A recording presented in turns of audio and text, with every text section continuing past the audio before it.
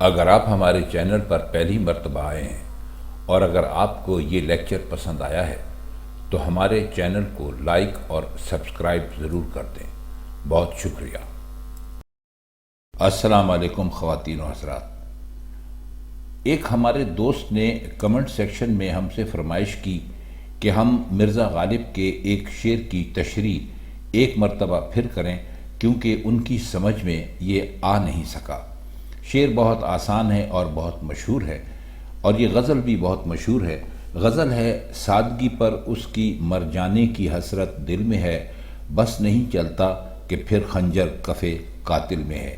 اس کا شعر نمبر 2 ہے: دیکھنا تقریر کی لذت کہ جو اس نے کہا، میں نے یہ جانا کہ گویا یہ بھی میرے دل میں ہے۔ تقریر کا مطلب اس شعر میں سپیچ نہیں ہے، جسے انگریزی میں آپ کہہ لیجئے، یا کوئی ایسی بات جو آپ مجمع میں کھڑے ہو کر بہت سارے لوگوں سے کہتے ہیں۔ ایک تقریر میں بہت ساری باتیں شامل ہوتی ہیں، لیکن مرزا غالب کسی ایک خاص بات کی طرف اس شعر میں اشارہ کر رہے ہیں، اور اس میں کوئی خاص مشکل لفظ نہیں ہے۔ لذت کے معنی آپ جانتے ہیں، لطف یا مزے کو لذت کہتے ہیں۔ گویا کا مطلب ہے کہ جیسے، ویسے تو گویا کا اور مطلب بھی ہوتا ہے، یعنی بولنا یا کہنا، لیکن یہاں پر گویا جو استعمال ہوا ہے وہ ایسے جیسے کے معنوں میں استعمال ہوا ہے۔ اور دیکھنا کہتے ہیں، ان کا مراد یہ ہے دیکھنا سے کہ بھئی آپ ذرا دیکھیے، ذرا غور کیجئے۔ تو شعر ہے: دیکھنا تقریر کی لذت کہ جو اس نے کہا، میں نے یہ جانا کہ گویا یہ بھی میرے دل میں ہے۔ اب جانا کا مطلب یہ ہے کہ میں سمجھ گیا، ایک بات جو بہت ہی یقینی طور پر میری سمجھ میں آ گئی، اس کے لیے انہوں نے یہاں جانا کا لفظ استعمال کیا ہے۔ اب خواجہ حالی اپنے ایک جگہ پر جو انہوں نے شعر کی تشریح کی ہے، اس میں انہوں نے فرمایا تھا کہ کسی کے حسن بیان کی اس سے بہتر تعریف نہیں ہو سکتی، اور وہ کیا ہے کہ جو بات کسی کے منہ سے نکلے وہ سننے والے کے دل میں اس طرح سے اتر جائے، اس طرح سے بیٹھ جائے کہ اسے شبہ ہو کہ یہ بات پہلے ہی سے میرے دل میں تھی۔ آپ نے کئی مرتبہ سنا ہوگا کہ اگر 2 لوگ باتیں کر رہے ہوں تو ان میں سے ایک کہتا ہے کہ صاحب آپ نے بہت لاجواب بات کی ہے، یوں سمجھیے کہ یہ بات پہلے سے میرے دل میں تھی۔ یعنی جو آپ سننا چاہتے ہیں وہ جب دوسرے کے منہ سے نکلے تو آپ کو وہ بات بہت اچھی لگتی ہے، بہت پسند آتی ہے، کیونکہ آپ پہلے سے ہی وہ بات سننا چاہتے ہیں۔ تو یہ بات تو بہت صاف ہو گئی۔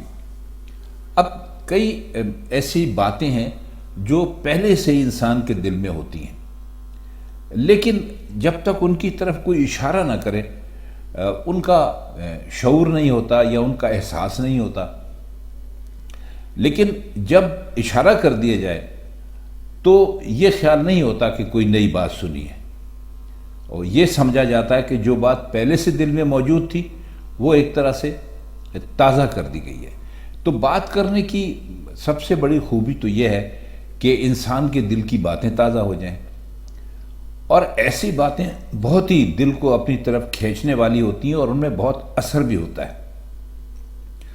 اور اسی حقیقت کی طرف مرزا غالب نے اشارہ بھی کیا ہے۔ تو آپ نے اکثر دیکھا ہوگا کہ آپ کسی جگہ جاتے ہیں اور آپ کوئی بات کرتے ہیں اور وہ بات فوراً ہی سننے والے کو یا سننے والی کو، یا اگر زیادہ ہوں تو سننے والوں کو پسند آ جاتی ہے۔ مثلا آپ نے کوئی رائے دی، کوئی مشورہ دیا، تو لوگ فوراً ہی اس پر ہاں کہہ دیتے ہیں۔ اس کی سب سے بڑی وجہ مرزا غالب کہتے ہیں یہ ہوتی ہے کہ ان کے دل میں، ان کے شعور میں، لاشعور میں یہ بات بیٹھی ہوئی ہوتی ہے کہ یہ بات اگر ایسے ہو جائے تو بہت اچھا ہو، لیکن ان کو اس کا احساس نہیں ہوتا کہ وہ ایسے سوچ رہے ہیں۔ اور جب آپ جاتے ہی وہ بات کرتے ہیں تو ان کو ایک دم ان کے لاشعور سے وہ بات تازہ ہو جاتی ہے، اور وہ کہتے ہیں کہ اوہو بھائی، یہ واقعی میں بھی اس بات کو اسی طرح سوچتا تھا، لیکن میں نے کبھی اس کا اظہار نہیں کیا۔ تو مرزا نے جو یہاں پر کمال جو کیا ہے وہ یہ نہیں کہا کہ جو بات پہلے سے دل میں موجود تھی، یہ کہا کہ میں نے جانا گویا یہ بات بھی میرے دل میں تھی۔